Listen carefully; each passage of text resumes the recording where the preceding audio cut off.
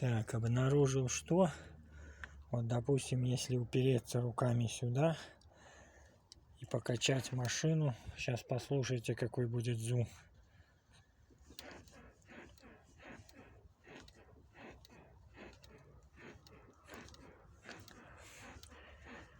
Вот чего не ожидал, так это, я так понимаю, это задние опорные подшипники. Фиг его знает. Меняются они, в принципе, проще, не проще. Пружины все равно надо стягивать.